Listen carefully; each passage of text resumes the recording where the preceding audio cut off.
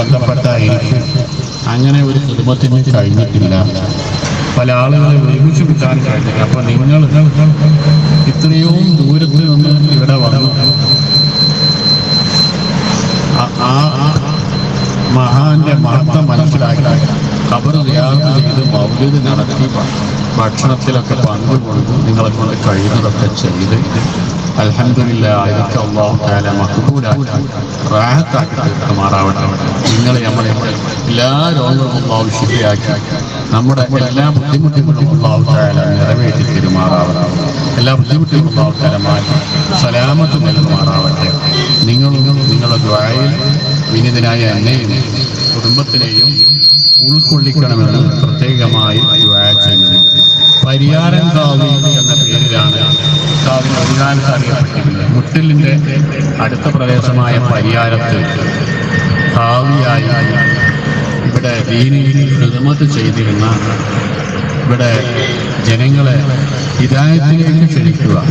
അതായത് എൻ്റെ ഓർമ്മ ശരിയാണെങ്കിൽ പള്ളിയിൽ അച്ഛന്മാര്, നമ്പൂതിരിമാര് ഇവരോടൊക്കെ ഇസ്ലാമിന്റെ സത്യപ്രമാണങ്ങൾ തുറന്ന് പറഞ്ഞ് ചിരിച്ച് അവരെ ഗണ്ണിച്ചുകൊണ്ട് ഒരു വെറുപ്പമില്ലാതെ സൗഹാർദ്ദം നിലനിർത്തിക്കൊണ്ട് സംസാരിച്ച് അവരെ കൊണ്ടൊക്കെ സമ്മതിപ്പിച്ചത് എൻ്റെ അനുഭവത്തിലുണ്ട്. അതുപോലെ കുറെ ആളുകൾ ഇസ്ലാമിലേക്ക് ഹിദായത്തായി വന്നതും എൻ്റെ അറിവിലുണ്ട്. അതുപോലെ ഇസ്ലാം സുന്നത്ത് ജമാഅത്തിന് എതിരായ ചില ശക്തികളോട് ബഹുമാനപ്പെട്ടവർ സംസാരിക്കുന്ന വാദപ്രതിവാദ ശൈലി ചിരിച്ചിട്ടും ആംഗ്യം കാണിച്ചിട്ടും സന്തോഷം പറഞ്ഞിട്ടും അങ്ങനെ ആ വിദഅത്തിൽ നിന്ന് അവർ മാറി സുന്നത്ത് ജമാഅത്തിൽ പെട്ടതായിട്ട് എനിക്ക് അനുഭവമുണ്ട്. അപ്പൊ ആളുകൾ പ്രത്യക്ഷത്തിൽ കാണുന്ന വിചാരിക്കും മൂപ്പര് മുജാഹിദിനോടും കൂട്ടുണ്ട്. പക്ഷെ ആ കൂട്ടുകൂടി കള്ളുകുടിയന്മാരായ ആളുകളോട് കള്ളു കുടിക്കും പോലെ ആടിപ്പാടി കള്ളു കുടിക്കുന്ന ശബ്ദത്തിൽ സംസാരിച്ച് അവരാ കള്ളുകുടി കുടിക്കിയത് എൻ്റെ ഓർമ്മയിലുണ്ട്. എന്തിനേറെ പറയുന്നു, പള്ളി മദ്രസകൾ നിർമ്മിക്കുകയും ചുണ്ട മഹല്ല് തലത്തിലുണ്ടാകുന്ന വിവാഹ വേദികളിൽ വിവാഹത്തിന്റെ ശേഷമുണ്ടാകുന്ന ദാമ്പത്യ പ്രശ്നങ്ങളിലൊക്കെ ഇടപെട്ട് വലിയ വലിയ പണ്ഡിതന്മാർക്ക് സാധിക്കാത്ത കാര്യം നിറവേറ്റിയ ഒരു മഹാനാണ് ബഹുമാനപ്പെട്ട ശൈഖുന ATK ഉസ്താദ്. ആ സമയത്ത് മദ്രസയിൽ പഠിപ്പിക്കുന്ന കാലത്ത് ഉസ്താദ് ഏകദേശം വയലിന് പോയിട്ട് 10, 12, 20, 12 മണി, 1 മണി, 2 മണിക്കൊക്കെ നീണ്ട വയലുണ്ടാവും. അങ്ങനെയാണ് ചുണ്ടേൽ പള്ളിയിൽ മംസഗിരിപ്പാപ്പാന്റെ ആ പ്രശ്നം ഉണ്ടായി. അവിടെ തറക്കല്ല് ഇട്ട് ആ തറക്കല്ല് പണി തുടങ്ങി കമ്മിറ്റി രൂപീകരിച്ച് 5 അംഗ കമ്മിറ്റി രൂപീകരിച്ച് ബഹുമാനപ്പെട്ട ജിഫി തങ്ങളെയൊക്കെ കൊണ്ടുവന്നു അവിടെ വെച്ച് വയലുകൾ ഉണ്ടാക്കുകയും ആ സ്ഥാപനങ്ങൾ ഉണ്ടാക്കുകയും ചെയ്തു. ആ സമയത്തൊന്നും ഉസ്താദിന് ആരും ഒരു 10 പൈസ കൊടുത്തതായിട്ട് നമുക്കാർക്കും അറിയില്ല. ഇത്രയും കാലത്തിന്റെ ഇടയിൽ ഞാൻ അന്ന് മുതൽക്കുള്ള ഈ വിനീതന്റെ ബന്ധം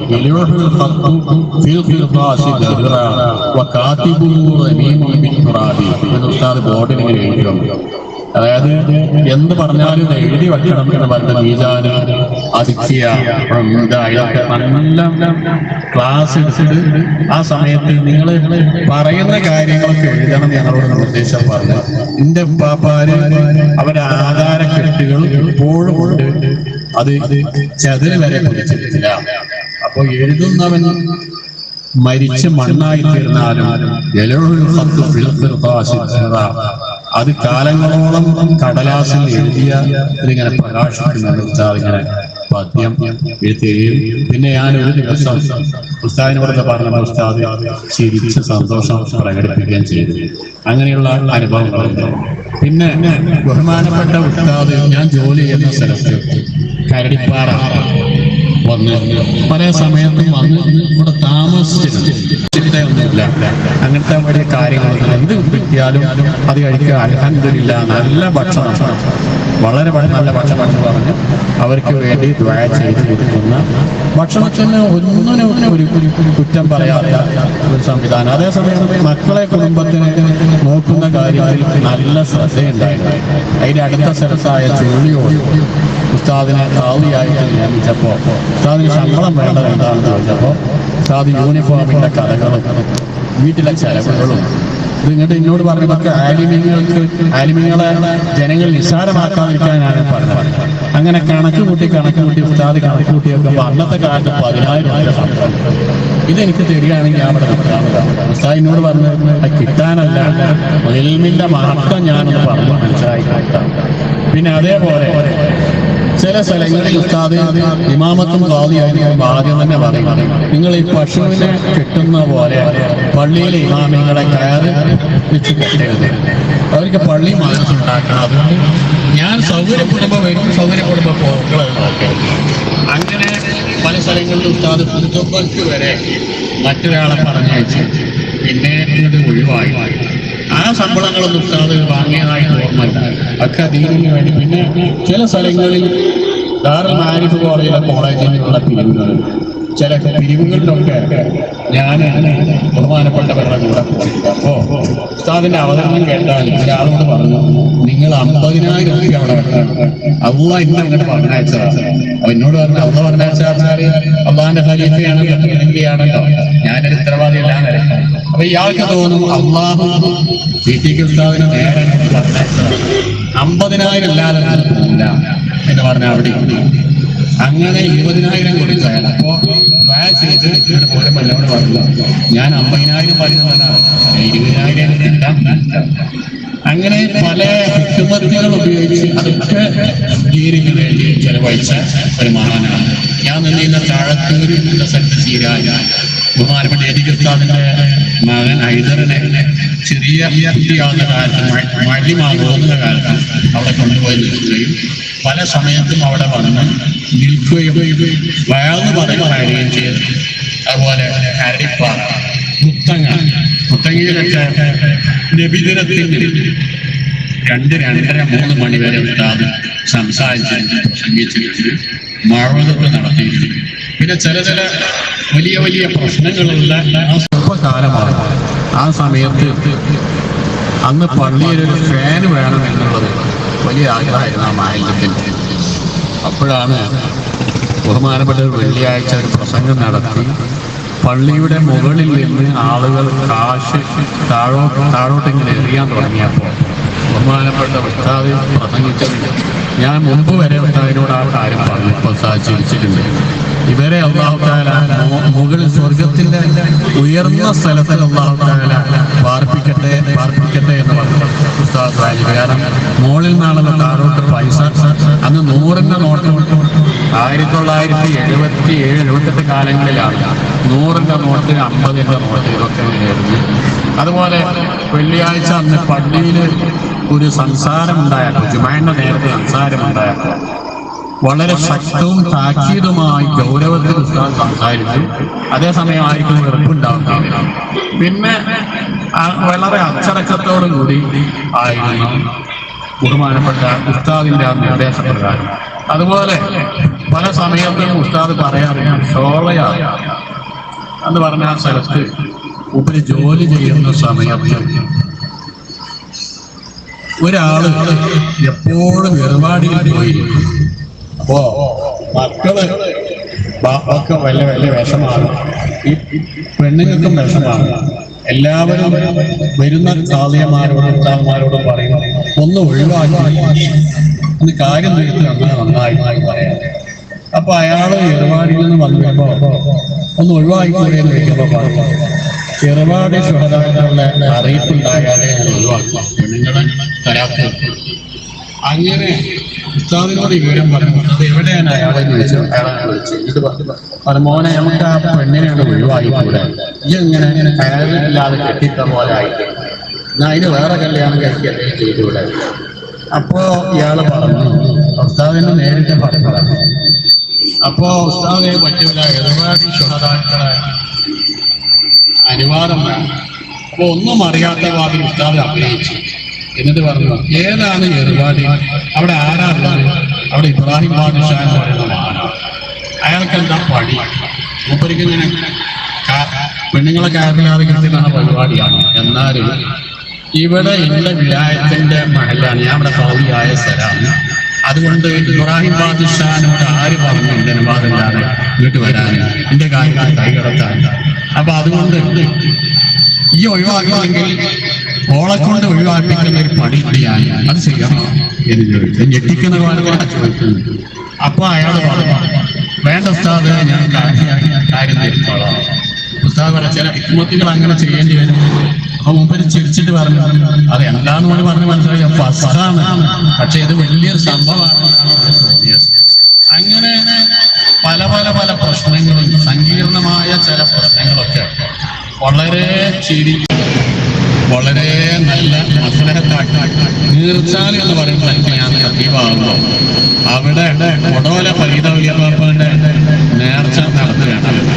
നേർച്ച നടത്തി ചോറ് വെച്ച് ചോറ് ഭക്ഷണം കൊടുത്ത് അതിന് ശേഷം പല ആളുകളും ഫോൺ കോൾ വന്നു, ചോറ് കുഴിച്ചിട്ടുണ്ട്, അവർക്ക് ചീത്തപ്പേര് വരിക. അപ്പോ അവരാകെ നിരാശരായ സമയത്ത് ഞാൻ ഉസ്താദിനെ കൊണ്ടുവന്നു. ഉസ്താദ് എന്താ പ്രസംഗിക്കാന്ന് എനിക്കറിയില്ല. മഗ്‌രിബിന് ശേഷം ബഹുമാനപ്പെട്ട ഉസ്താദ് പറഞ്ഞു, ഇങ്ങനെയാണ്, നിങ്ങൾ ഒരിക്കലും നിരാശപ്പെടരുത്, ഉടവല വലിയപ്പാപ്പാന്റെ നേർച്ചയാണ്. എന്നിട്ട് ചോദിച്ചു, ഈ ചുറ്റുഭാഗത്ത് ഭക്ഷണം വാങ്ങിയ ആരുടെയെങ്കിലും ഭക്ഷണം കുടിച്ചിട്ടുണ്ടോ? ഇല്ല എന്ന് പറഞ്ഞില്ല. അപ്പൊ പറഞ്ഞു, നിങ്ങളുടെ ഈമാനും ഔലിയാക്കന്മാരുള്ള സ്നേഹം കൊണ്ട് നിങ്ങളുടെ ഭക്ഷണം കേടായില്ല, എന്നാലും കൊണ്ടുപോയ ആളുകളുടെ ഈമാനും അവരുടെ ശക്തി കാരണം അവരുടെ ഭക്ഷണം കേടുവന്നു, അതുകൊണ്ട് നിങ്ങൾ ഒരിക്കലും നിരാശപ്പെടേണ്ട.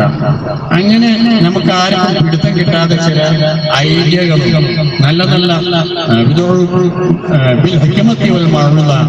എന്ന് പറയുന്ന ഒരു നിലയിലായിരുന്നു ഉസ്താദിന്റെ എല്ലാ പ്രവർത്തനങ്ങളും. എന്റെ സഹോദരിയുടെ മകൾ മരണപ്പെട്ടപ്പോഴൊക്കെ ഉസ്താദ് സജീവമായി വന്നിട്ടുണ്ട്. പരേഡിൽ ദിവസങ്ങളോളം ഉമ്മ മരിച്ചപ്പോൾ വന്നിട്ട് അവർ വന്നിട്ട് ദുആ ചെയ്തിട്ടുണ്ട്.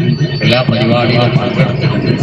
അവരുടെ പെണ്ണുങ്ങളുടെ മകളുടെ വിവാഹമാണ് അത് വന്ന് ദിവസങ്ങളോളം വന്ന് നിന്നിട്ടുണ്ട്. അതിലൊന്നും ഒരു അഹങ്കാരമോ തരക്കനമോ അഹന്തയോ ഇല്ലാതെ എല്ലാവരും കൂടി ചിരിച്ച് സാധു ചെയ്യാതെ ഇവരുടെ ബാധ്യതകളൊക്കെ ചെയ്യുന്നതോടുകൂടി തന്നെ അള്ളാഹുവിനോടുള്ള ബാധ്യത നിറവേറ്റുന്നതോടൊപ്പം തന്നെ ഉസ്താദ് സമൂഹത്തിനോടുള്ള ബാധ്യത 100% നിറവേറ്റി എന്നുള്ളതാണ് എനിക്ക് അനുഭവപ്പെട്ട കാര്യം. പിന്നെ മറ്റൊന്ന്, ഹബീബ് സല്ലല്ലാഹു അലൈഹി വസല്ലം പറഞ്ഞു, ഒരു മനുഷ്യനെ നല്ല വാക്കുകൾ പറയുന്നത് ഹജ്ജ് ഉംറയുടെ പ്രതിഫലമാണ്. ആശ്വസിപ്പിച്ച് സമാധാനിപ്പിക്കുന്നത് വലിയ ഒരു ഇഖ്റാദ് കൊടുക്കാൻ പറ്റുന്ന ആളാണ് ബഹുമാനപ്പെടുന്നത്. ഒരു മനുഷ്യനെ ആശ്വസിപ്പിക്കുക. ആ നിലക്ക് ഉസ്താദിന്റെ വീട്ടിൽ പോയപ്പോ ഒരിക്കൽ ഞാൻ പറഞ്ഞു, ഉസ്താദിന് ഒരു ആദരവ് വരാൻ ഒരു ഷാള് പതപ്പിച്ചിട്ട് പറഞ്ഞു. അങ്ങനെ അപ്പോ ഉസ്താദിന് ഒരു ആദരവ് കൊടുക്കുകയാണ്, മരണാനന്തരം നമ്മൾ ആദരവ് കൊടുക്കുകയാണ്. അങ്ങനെ ഒരുപാട് അനുകരണീയമായ മാതൃക, പണ്ഡിതന്മാർക്ക് വരെ മാതൃകയുള്ള ഒരുപാട് കാര്യങ്ങൾ ബഹുമാനപ്പെട്ട ഉസ്താദിൽ ഉണ്ടായിട്ടുണ്ട്. അതുകൊണ്ട് ആ ഉസ്താദിന്റെ കൂടെ കൂടാൻ, ഉസ്താദിന്റെ ഈ പരിപാടിയിൽ പങ്കെടുക്കാൻ വന്ന നിങ്ങളോടൊക്കെ വളരെയധികം നന്ദി പറയുന്നു. പ്രത്യേകിച്ച് നമ്മുടെ മെഹ്ലാരി ഉസ്താദ്, അതുപോലെ ഇതിൽ പങ്കെടുത്ത എല്ലാ ആളുകളും നിങ്ങൾ എത്രയോ ദൂരത്ത് നിന്ന് പരിപാടി മടവൂരുമൊക്കെ വ്യാഴത്തിൽ വിശ്രമമില്ലാതെ വേദനകളൊക്കെ സഹിച്ച് ഇവിടെ വന്ന് നിങ്ങൾ ഈ പരിപാടി പൂർത്തിയാക്കി ബഹുമാനപ്പെട്ട ഉസ്താദിനോടുള്ള ഈ ബന്ധം, ആ മക്കളോടുള്ള ബന്ധം നിങ്ങൾ എല്ലാവരും നിലനിർത്തണം. നമുക്ക് അല്ലാഹു സുബ്ഹാനഹു വ തആല അതിന് തൗഫീഖ് നൽകുമാറാവട്ടെ. വിനീതനായ എനിക്കും എന്റെ കുടുംബത്തിനും വേണ്ടിയും നിങ്ങൾ ദുആ ചെയ്യണം. നിങ്ങളെ കൂട്ടത്തിൽ ഒരാളായി എന്നെയും ഉൾപ്പെടുത്തണമെന്ന് ഇസ്ലാമിന്റെ അഭ്യർത്ഥിച്ചുകൊണ്ട് ബഹുമാനപ്പെട്ട ഉസ്താദിനോടുള്ള മഹബ്ബത്ത് ഫാത്തിഹയും ആരും മറക്കരുതെന്ന് റഹ്മാനായ റബ്ബ് സുബ്ഹാനഹു വ തആല വന്യരായ ഉസ്താദിനോട് ഈ കാണിക്കുന്ന ബഹുമാനപ്പെട്ട മലായികത്തുൽ കിറാം എഴുതി വെച്ച് നിങ്ങൾക്കൊക്കെ അല്ലാഹു തആല എല്ലാ പ്രശ്നങ്ങളിലും അള്ളാഹു പരിഹാരം നൽകുന്നു. അറിഞ്ഞ വാതിലുകളൊക്കെ അള്ളാഹു താഴ്ന്നതിന്റെ തോർത്തേരട്ടെ. മല പോലുള്ള പ്രശ്നങ്ങളൊക്കെ അള്ളാഹു മഞ്ഞ് പോലാകെ എല്ലാവിധ അഭിനന്ദനങ്ങളും നന്ദിയും വിനീതനായ അറിയിച്ചു കൊണ്ട് എനിക്ക് ഉസ്താദിനെ പറ്റി പറയാൻ വാക്കുകളിൽ ഇതൊന്നുമല്ല.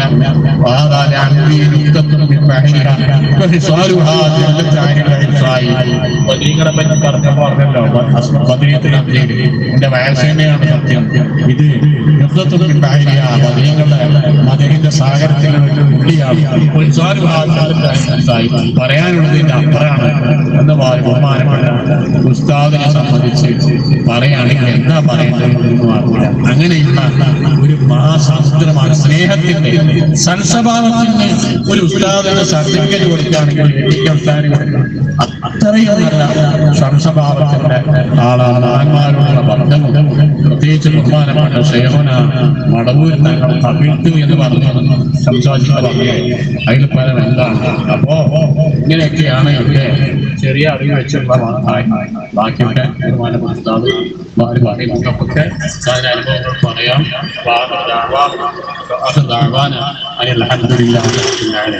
അസ്സലാമു അലൈക്കും വറഹ്മത്തുള്ളാഹി.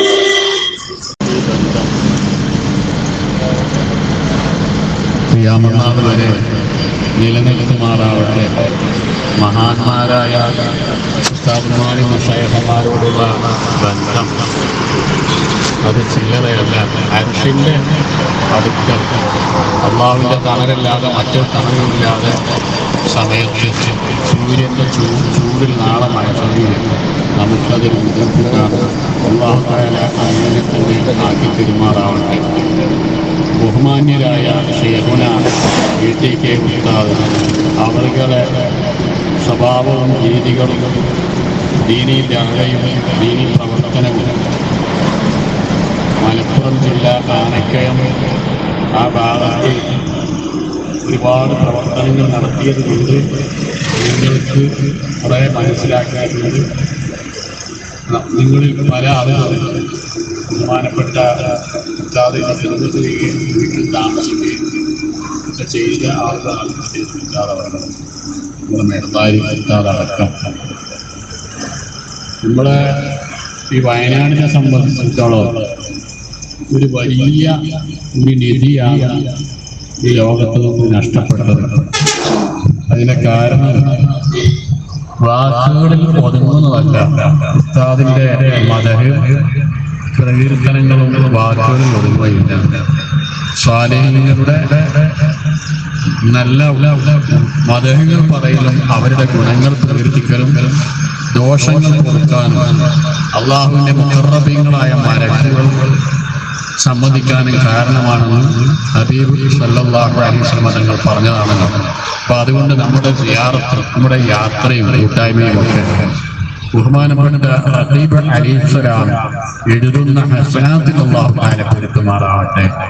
ഇതിന് ഒരുമിച്ച് കൂടിയ ഞങ്ങൾക്കൊക്കെ അല്ലാഹു അനുഗ്രഹം നൽകട്ടെ. ഇതിന് വളരെ ശക്തമായ നിലയ്ക്ക് പ്രവർത്തിച്ച ബഹുമാനപ്പെട്ട ഉസ്താദ് അവർക്കും നിങ്ങൾക്കും പല ആവശ്യങ്ങളും പല ഹാജത്തുകളും പല തിരക്കുകളും ഉണ്ടായിട്ടൊക്കെ മാറ്റി വെച്ചിട്ടാണ് നിങ്ങളിവിടെ കൂടിയത്.